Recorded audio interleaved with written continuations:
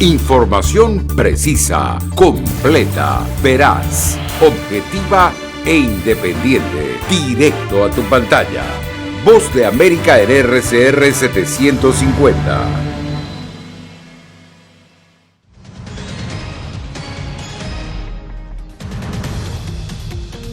Arranca una semana decisiva. El Congreso se prepara para certificar la victoria de Joe Biden bajo la resistencia de Donald Trump. El control legislativo en manos de una segunda vuelta electoral en Georgia. Más muertes e insuficientes vacunas, el panorama con el que se inicia el 2021 en Estados Unidos. Y Venezuela hacia una nueva encrucijada política.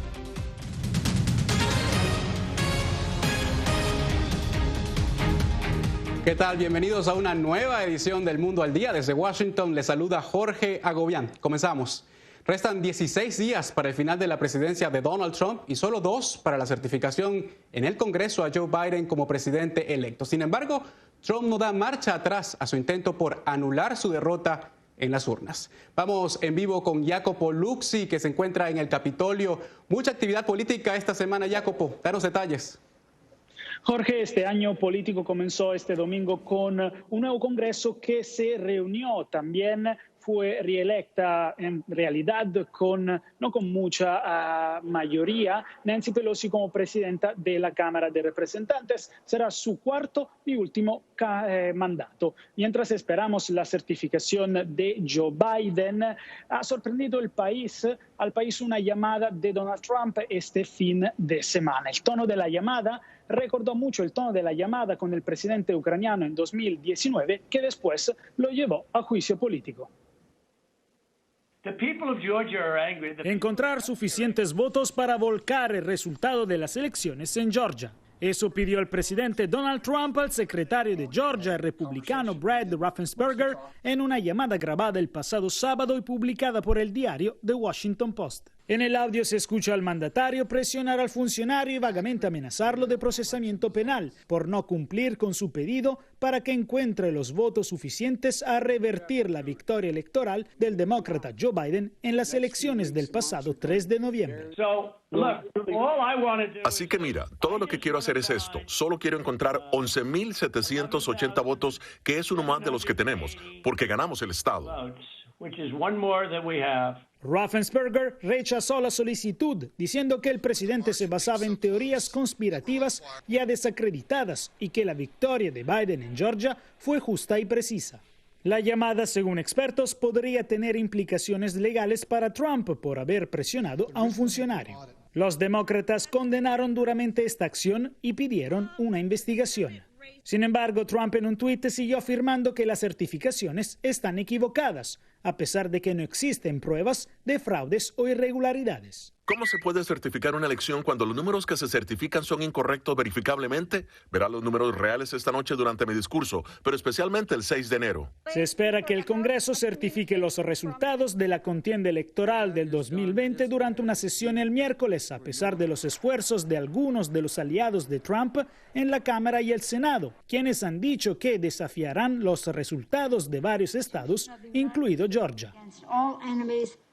La verdad es que el resultado no cambiará porque esta certificación es simplemente una formalidad. Sin embargo, los republicanos podrían retrasar, sin duda, el proceso. Lo que preocupa, Jorge, son las protestas que se anunciaron de los partidarios de Donald Trump este miércoles aquí en el Capitolio. Ya la Guardia Nacional será desplegada. Así es, Jacopo. Y precisamente este martes también se llevarán a cabo unas decisivas elecciones de segunda vuelta en Georgia. ¿Qué está en juego? Bueno, si ganan los dos candidatos, Joe Biden contará con el apoyo de ambas las cámaras en el Congreso cuando va a prestar juramento el 20 de enero. De hecho, el Senado estaría dividido en dos partes iguales, pero el voto de la vicepresidenta electa Kamala Harris podría romper este empate. Pero claro, si ganan los demócratas, Biden tendrá una vida más fácil en su agenda cuando hablamos de la política interior, exterior, la lucha contra el cambio climático y muchos otros argumentos. Mientras si ganan los republicanos, todo será más complicado para la agenda del nuevo presidente. Así es, Jacopo, muchas gracias. Continuaremos atentos al desarrollo de esta intensa semana política aquí en Estados Unidos. Y bueno, vamos a pasar a hablarles de la pandemia. En el mundo, la curva de víctimas fatales por COVID-19 no logra aplanarse. Estados Unidos sigue a la cabeza. Aún ante este panorama, el presidente Donald Trump asegura que los datos exageran la realidad. Laura Sepúlveda nos actualiza.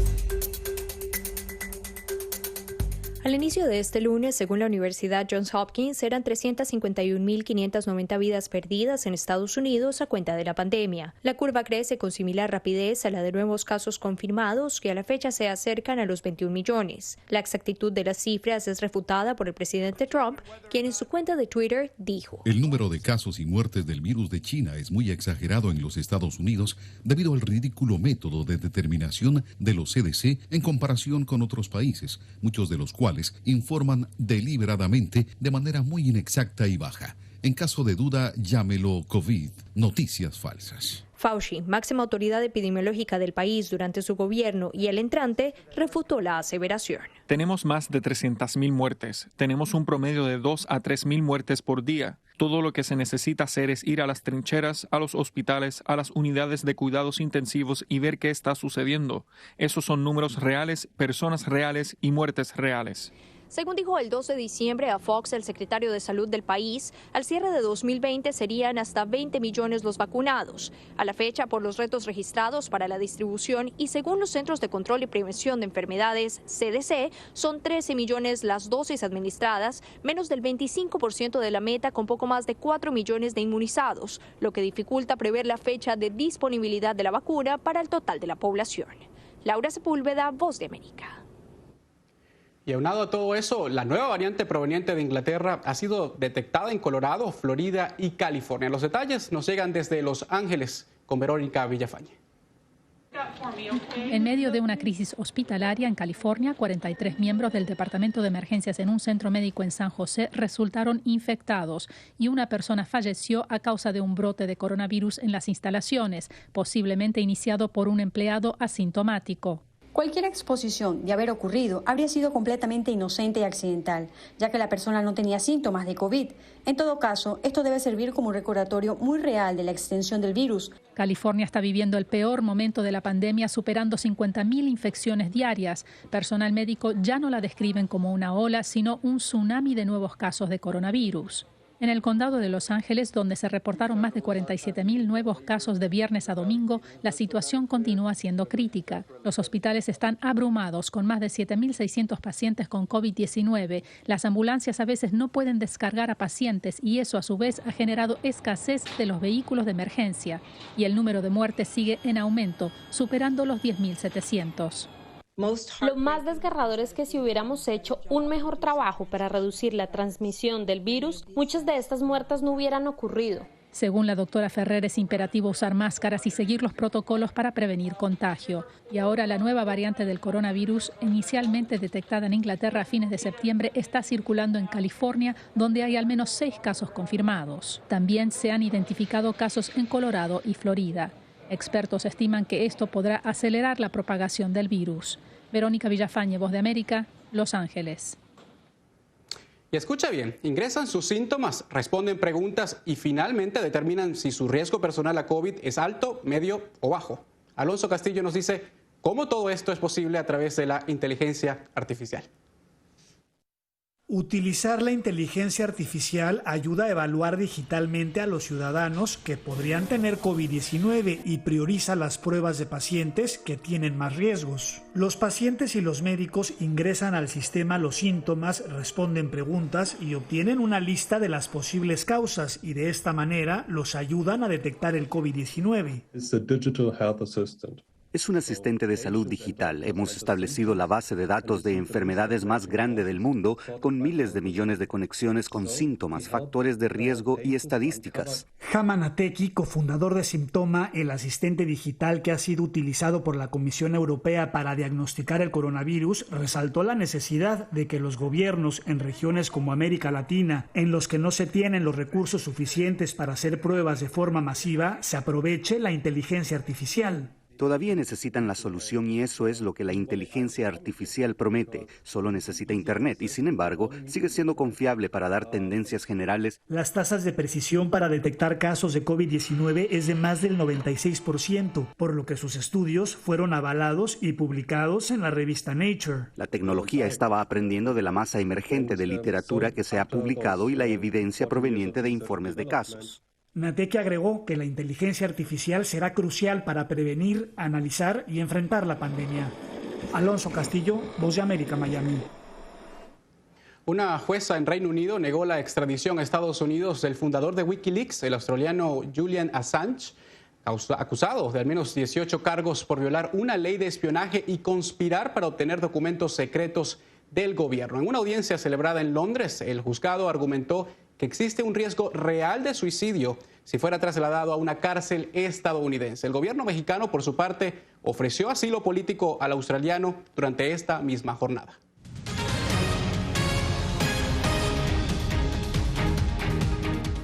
Con el rechazo de la oposición y parte de la comunidad internacional, el oficialismo en Venezuela se dispone a instalar este martes el nuevo periodo legislativo con una mayoría alcanzada en una elección tildada por muchos como fraudulenta. Álvaro Algarra tiene los detalles desde Caracas. Mientras el oficialismo en Venezuela se prepara para lo que llaman sus voceros rescatar la Asamblea Nacional a través de la juramentación de un nuevo periodo legislativo que inicia este martes 5 de enero de 2021, el presidente interino Juan Guaidó considera como una gran victoria haber logrado la extensión o prórroga constitucional del mandato hasta lograr un proceso electoral con condiciones y destacó que a ese parlamento lo respalda la mayoría. Una mayoría que cuenta con la legitimidad, organización, movilización, representación y respaldo popular, legal, nacional e internacional. En esa línea, la dirigente opositora María Corina Machado indicó que a pesar de esa juramentación, a su juicio, se inicia el 2021 con un panorama mucho más claro y con evidencias concretas de que los dirigentes oficialistas son buscados por la justicia internacional y no se pueden mover libremente. Me aferro a mi total convencimiento que estos criminales no van a perdurar en el poder,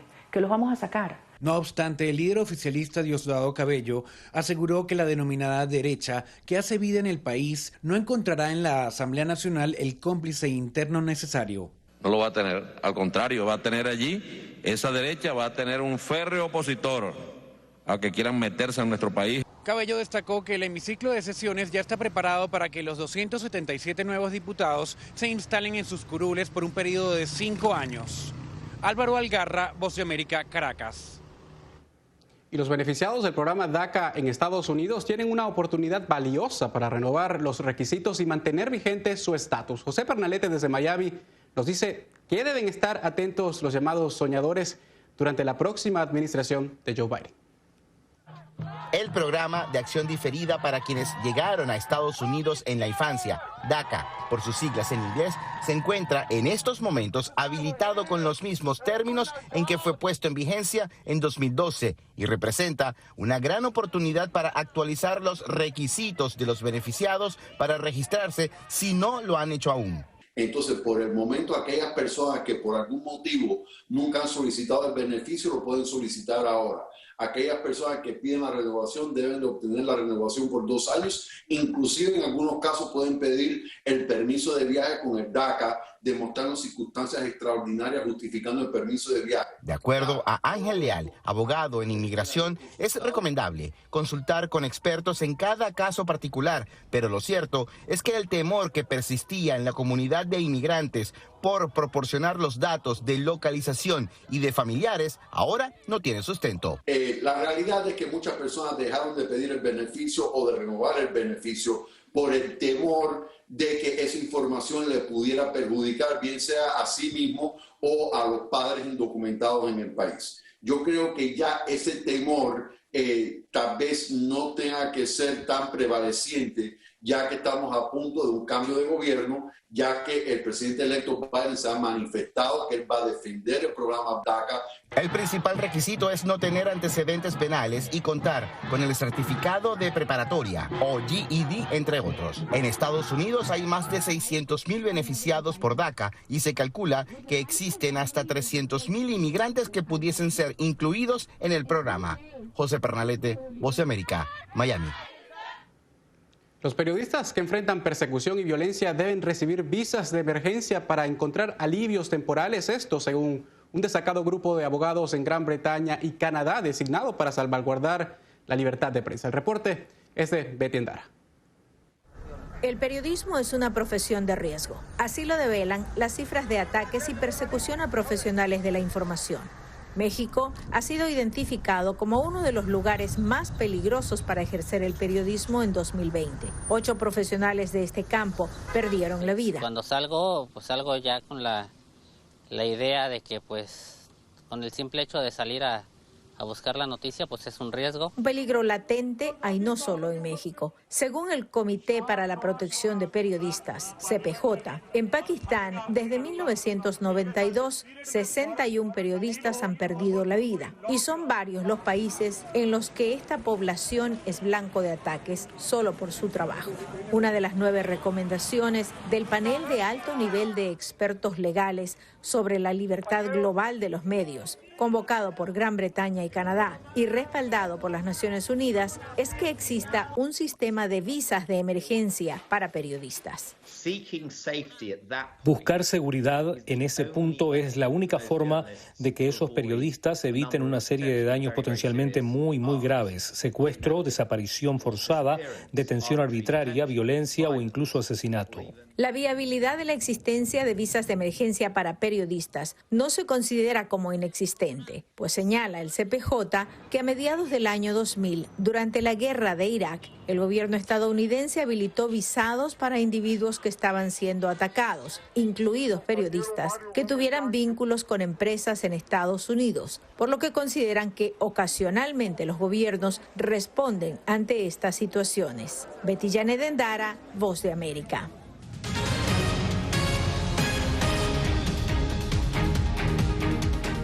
La Comisión Económica para América Latina estima que Nicaragua tendrá un leve crecimiento económico en 2021. Aún así, es la proyección más baja en Centroamérica. Donaldo Hernández nos amplía desde Managua. Nicaragua será el país de Centroamérica que menos crecerá según las recientes proyecciones de la Comisión Económica para América Latina, CEPAL. El organismo regional estima que el Producto Interno Bruto del país crecerá 1,3%. El economista Eduardo Solórzano explica que la inestabilidad política es uno de los factores que más afecta al país. No hay luces todavía claras de que vaya a encaminarse el país a una transición democrática que permita una recuperación de la economía, la cual solo va a ser posible durante muchos años. Otra de las razones de la leve recuperación que podría tener Nicaragua es la inversión extranjera directa que ha disminuido en los últimos 3 años, según el experto. La economía es muy sensible a los escenarios. El agente económico actúa donde hay más seguridad. Recientemente, el asesor económico de la presidencia, Bayardo Arce, manifestó que este año el gobierno buscará un diálogo con los empresarios para recuperar la estabilidad. Sin embargo, el jurista y opositor José Palé asegura que no es suficiente. El diálogo económico, la negociación económica no es garantía de estabilidad. Más bien refuerza las contradicciones en la sociedad, excluye a las mayorías. Y aunque el gobierno no ha informado sobre sus proyecciones económicas para el 2021, algunos funcionarios sostienen que lograrán recuperar la estabilidad. Donaldo Hernández, Voz de América, Managua. Representantes de la Unión Europea indican que se debe invertir más en los países mediterráneos para poder competir con potencias extranjeras como China. Desde España, Alfonso Beato muestra cómo Beijing ha adquirido infraestructuras clave en la región como parte de su llamada Nueva Ruta de la Seda. Las empresas en el puerto de Barcelona solían ser españolas, pero gigantes internacionales se han mudado aquí adquiriendo muchas de ellas, como Hutchinson Port, una empresa china que opera una nueva terminal semiautomatizada. En 2019, el tráfico de mercancías del puerto fue de 3,5 millones de contenedores. que las empresas que operaban aquí en el puerto eran empresas básicamente españolas o incluso catalanas, y en los últimos 25 años pues muchas han sido adquiridas por empresas multinacionales, o bien de propiedad china, o bien de propiedad turca o rusa. Hace 25 años se creó en Barcelona la Unión por el Mediterráneo, que ahora cuenta con 42 Estados miembros de Europa, Oriente Medio y África del Norte. El objetivo era impulsar los vínculos económicos y políticos en la región mediterránea. Pero según el jefe de política exterior de la Unión Europea, algunos de los objetivos no se han cumplido. No hemos logrado algunos de nuestros objetivos y los desafíos han ido creciendo más rápido que nuestra respuesta colectiva. Josep Borrell añadió que el comercio entre los países del norte de África tienen potencial de ser 4 veces mayor que en la actualidad, pero la falta de cooperación ha dejado espacio para que potencias como China puedan desarrollar su multimillonaria nueva ruta de la seda para conectar Asia, África y Europa. La ruta establece no solo rutas de mercancías, sino también de cables submarinos y redes móviles 5G. En el caso de Europa necesitamos la colaboración entre el sector público y privado para conseguir esta inversión, porque si no será muy difícil hacer un gran despliegue en toda Europa. La infraestructura digital será crucial para el dominio tecnológico del siglo XXI y la Unión Europea necesitará iniciativa público-privada para competir. Alfonso Beato, La Voz de América, Barcelona. Gracias por continuar con nosotros. La pandemia no fue impedimento para que en países como Colombia y Ecuador las personas continuaran una tradición de más de un siglo. Jair Díaz en Bogotá nos muestra de qué se trata. La conclusión del año para los colombianos es toda una fiesta, llena de augurios, rituales y tradiciones. Una de las tradiciones más antiguas en Colombia es la quema de un muñeco a medianoche, justo el 31 de diciembre. Es un ritual que simboliza la purificación y el alejar la mala suerte o las energías negativas del periodo del año que termina.